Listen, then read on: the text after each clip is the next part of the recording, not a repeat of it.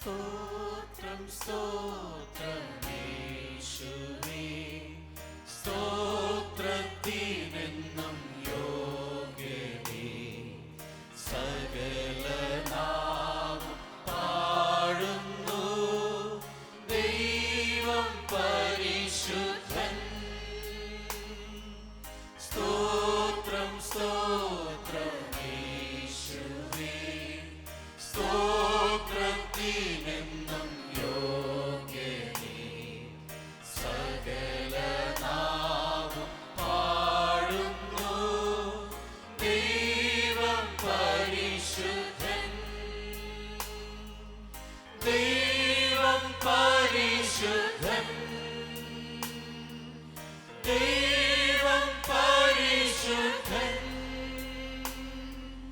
ദൈവം പരിശുദ്ധൻ. ദൈവം പരിശുദ്ധൻ. ഹല്ലേലൂയ, ആമേൻ. ഹല്ലേലൂയ, ആമേൻ. ഹല്ലേലൂയ, ആമേൻ. ഹല്ലേലൂയ, ആമേൻ. പാപഭാരം ചുമന്നതാ ദൈവത്തിൻ കുഞ്ഞാടു നീ. സകല നാമം പാടുന്നു ദൈവം പരിശുദ്ധൻ.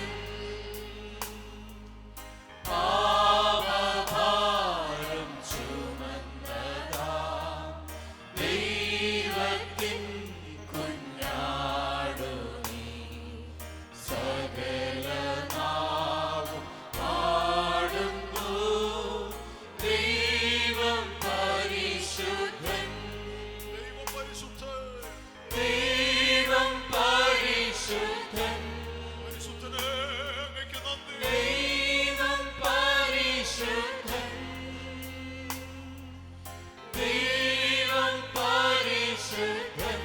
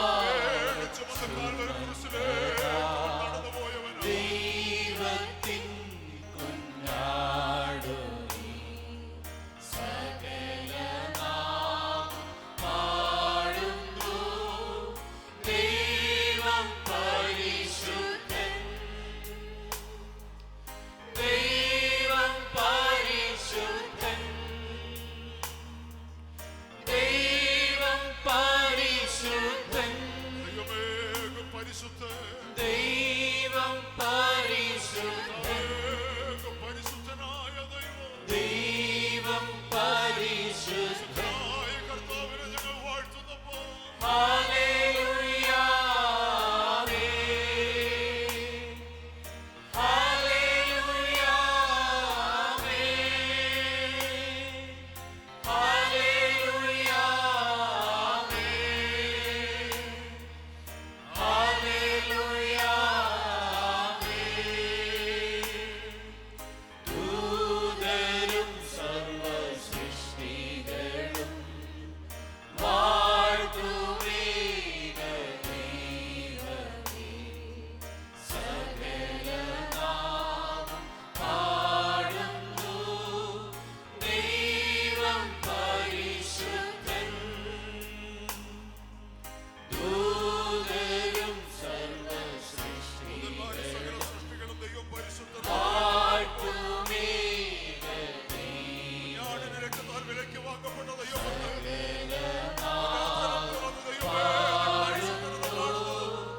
ദൈവം പരിശുദ്ധൻ. സ്വർഗത്തിന് ദൈവം പരിശുദ്ധൻ.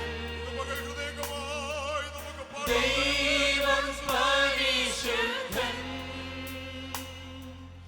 ദൈവം പരിശുദ്ധൻ. ദൈവം പരിശുദ്ധൻ. ഹല്ലേലൂയ, ആമേൻ. ചേർന്ന് ഹല്ലേലൂയ, ആമേൻ. ഹല്ലേലൂയ, ആമേൻ. ഹല്ലേലൂയ, ആമേൻ. യോശുവയുടെ പുസ്തകം 6-ാം അധ്യായത്തിലെ 25-ാമത്തെ വാക്യം. യെരിഹോവിനെ ഒറ്റുനോക്കുവാൻ അയച്ച ദൂതന്മാരെ രാഹാബ് എന്ന വേശ്യ ഒളിപ്പിച്ചതുകൊണ്ട് യോശുവ അവളെയും അവളുടെ മൃദുഭവനത്തെയും അവൾക്കുള്ള സകലത്തെയും ജീവനോടെ രക്ഷിച്ചു. അവൾ ഇന്നുവരെയും ഇസ്രയേലിൽ പാർക്കുന്നു. ജീവവചന ധ്യാന ചിന്തയിലേക്ക് എല്ലാ പ്രിയപ്പെട്ടവർക്കും സ്വാഗതം. നിന്റെ പാർപ്പ് എവിടെ എന്നൊരു വിഷയമാണ് നാം ചിന്തിക്കുന്നത്. കുടപ്പുറപ്പുകളെ സുവിശേഷത്താൽ രക്ഷ പ്രാപിച്ചവരായ ദൈവമക്കളുടെ പാർപ്പിടവും എവിടെയായിരിക്കണം, എങ്ങനെയുള്ളതായിരിക്കണം എന്നതൊക്കെ ആത്മീയ നിലവാരത്തോടുള്ള ബന്ധത്തിൽ ഏറെ പ്രാധാന്യം അർഹിക്കുന്ന വിഷയമാണ്. രക്ഷിക്കപ്പെട്ട ഒരു ദൈവപൈതൽ തനിക്ക് പാർക്കാൻ ദൈവം അനുവദിക്കുന്നിടത്തേ പാർക്കാവൂ. ആത്മീയ ആരാധന ലഭിക്കുന്നിടത്തായിരിക്കണം അവരുടെ പാർപ്പ്. അവന്റെ പാർപ്പിടം യഹോവയ്ക്ക് വിശുദ്ധമായിരിക്കണം. ഇവിടെ യെരിഹോ പട്ടണത്തിൽ നിന്ന് യോശുവയും കൂട്ടരും രക്ഷിച്ചു കൊണ്ടുവന്ന രാഹാബ് തന്റെ വീട്ടുകാരോടൊപ്പം ഇന്നുവരെയും ഇസ്രയേലിൽ പാർക്കുന്നു എന്നാണ് ഇവിടെ കാണാൻ കഴിയുന്നത്.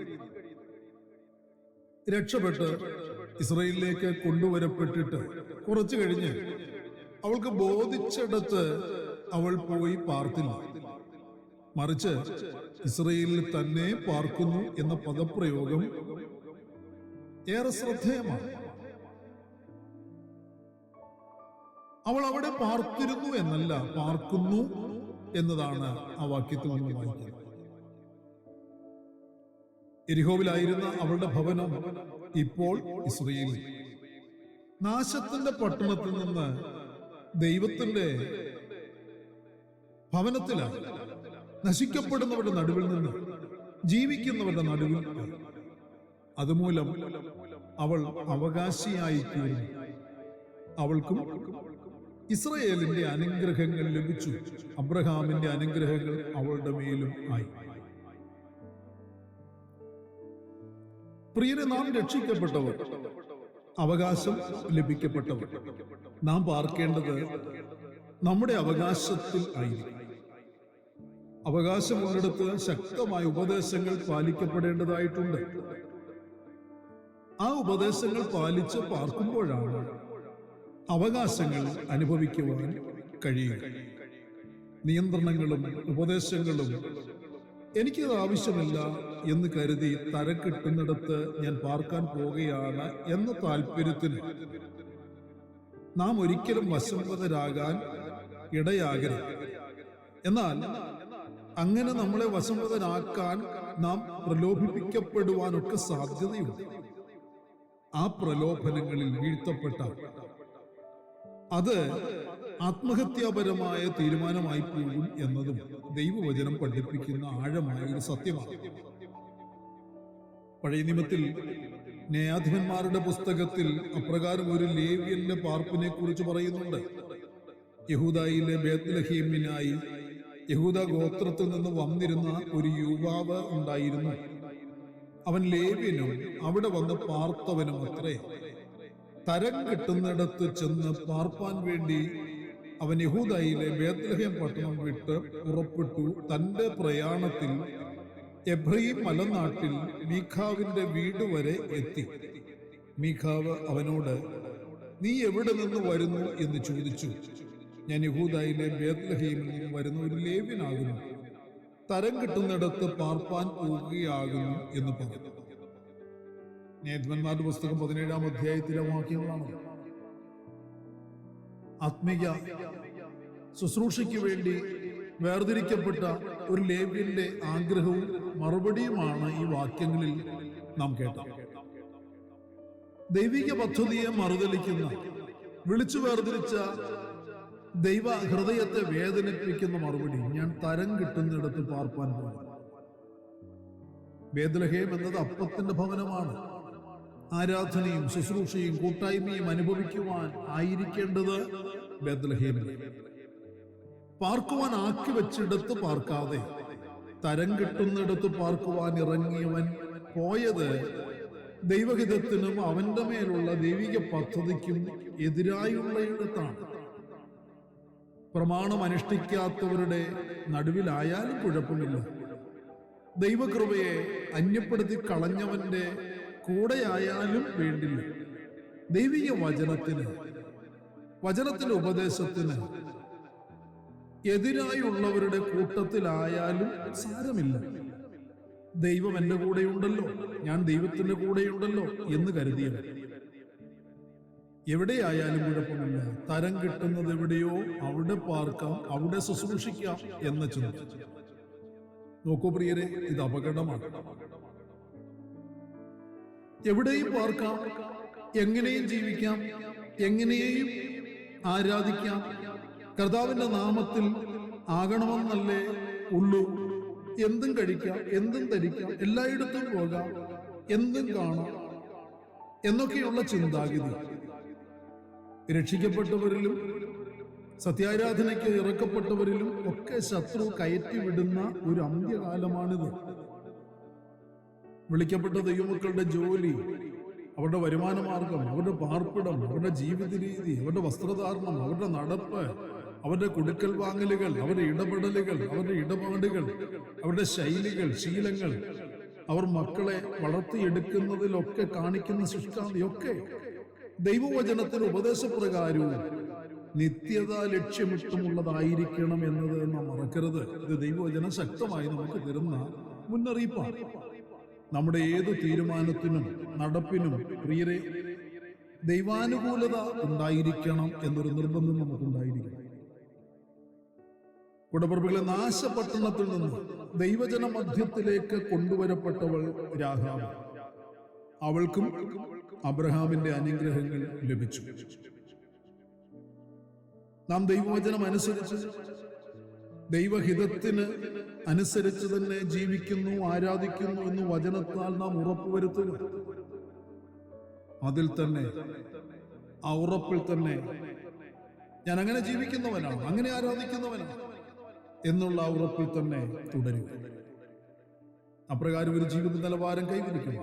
എല്ലാ പ്രിയപ്പെട്ടവരെയും പരിശുദ്ധനായ കർത്താവ് സഹായിക്കട്ടെ എന്ന് ആഗ്രഹിക്കുന്നു, പ്രാർത്ഥിക്കുന്നു. അത് ആഗ്രഹിക്കുന്നവർ ശക്തമായി പ്രാർത്ഥിക്കാൻ താല്പര്യപ്പെടുക, സമർപ്പിക്കുക. പരിശുദ്ധനായ ഞങ്ങളുടെ സ്വർഗീയ പിതാവ്, ഞങ്ങളുടെ പാദപീഠത്തിലേക്ക് ഈ പ്രഭാതത്തിൽ അടിയങ്ങൾ അടുത്തു വരും. ഇന്ന് പ്രഭാതത്തിൽ പകലിൽ ഞങ്ങൾ കേൾക്കപ്പെട്ട വചനത്തിന്റെ ആ ഉദ്ദേശശുദ്ധി മനസ്സിലാക്കി ഞങ്ങളോട് പരിശുദ്ധാത്മാവ് ചോദിക്കുന്ന ചോദ്യത്തിന് ഉത്തരം കണ്ടെത്തി. ഞങ്ങളെ പാർക്കുവാൻ അനുവദിച്ചിടത്ത് തന്നെയാണ് ഞങ്ങൾ പാർക്കുന്നത്. ഞങ്ങളെ ആരാധിക്കുവാൻ അനുവദിച്ചിടത്ത് തന്നെ ഞങ്ങൾ നിലനിന്ന് ആരാധിക്കുന്നു. തരം കിട്ടുന്നിടത്തല്ല ഞങ്ങൾ പാർക്കുന്നത്, തരം ഒരുക്കിയിടത്തല്ല എന്നുള്ളത് ബോധ്യമാക്കി ജീവിക്കുവാൻ ഞങ്ങളെ സഹായിക്കണമെന്ന് പ്രാർത്ഥിക്കുന്നു. അപ്രകാരം സമർപ്പിച്ച് പ്രാർത്ഥിക്കുന്ന മക്കളുടെ ഇന്നിന്റെ മറുപടികളും വിടുതലുകളും പരിശുദ്ധനെ കൽപ്പിച്ചു കൊടുത്ത് അനുഗ്രഹിക്കണം. ശാരീരികമായി ക്ലേശിക്കപ്പെടുന്നവർക്ക് ഇന്ന് പകൽ സൗഖ്യം കൽപ്പിക്കണം.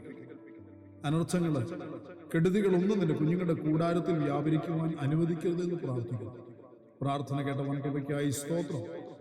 മഹത്വം അങ്ങേക്ക് മാത്രം അർപ്പിക്കുന്ന കർത്താവെ, സകലത് ഞങ്ങൾക്ക് വേണ്ടി ജീവൻ തന്നു യേശു കർത്താവിന്റെ ധന്യമായ നാമത്തിൽ താഴ്മയോട് അപേക്ഷിക്കുന്ന പച്ച ദയതോന്നി കേൾക്കുമാറാകണമേ. ആമേൻ. പ്രിയ വചനങ്ങളാൽ പരിശുദ്ധനായ കർത്താവ് എല്ലാവരെയും അനുഗ്രഹിക്കട്ടെ. നമ്മുടെ വാഴ്ചപ്പെട്ട കർത്താവിന്റെ വരവെടുത്തിരിക്കുന്നതിനാൽ അവന്റെ വരവിന് വേണ്ടി നമുക്ക് ഒരുങ്ങി കാത്തിരിക്കാം. മാറാം മാത്രം.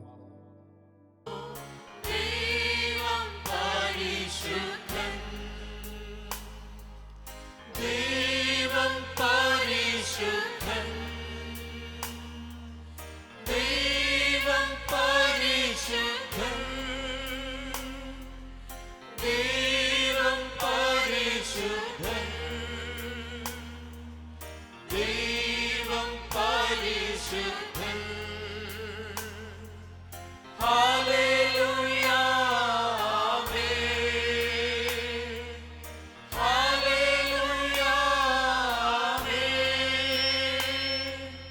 ഹല്ലേലൂയ, ആമേൻ. ഹല്ലേലൂയ, ആമേൻ. പാപഭാരം ചുമന്നതാം ദൈവത്തിൻ കുഞ്ഞാടു നീ മനജാതിയുടെ പാപത്തിന്റെ പരിഹാരം വരുത്തേണ്ടതിന് വേണ്ടി പാടുന്നു. അനുവർഗം ചെയ്ത സകല ദൈവം പാപം പരിശുദ്ധൻ, പരിശുദ്ധനായ പുത്രനായ കർത്താവ് പാപഭാരം ചുമന്ന കാൽവരി കുരിശിലേക്ക് നടന്നുപോയവനാണ്. ദൈവത്തിൻ കുഞ്ഞാടു നീ സകലനാം പാടുന്നു. ദൈവം പരിശുദ്ധൻ, ദൈവം പരിശുദ്ധൻ, ദൈവം പരിശുദ്ധൻ, ദൈവമേ പരിശുദ്ധൻ, ദൈവം പരിശുദ്ധൻ.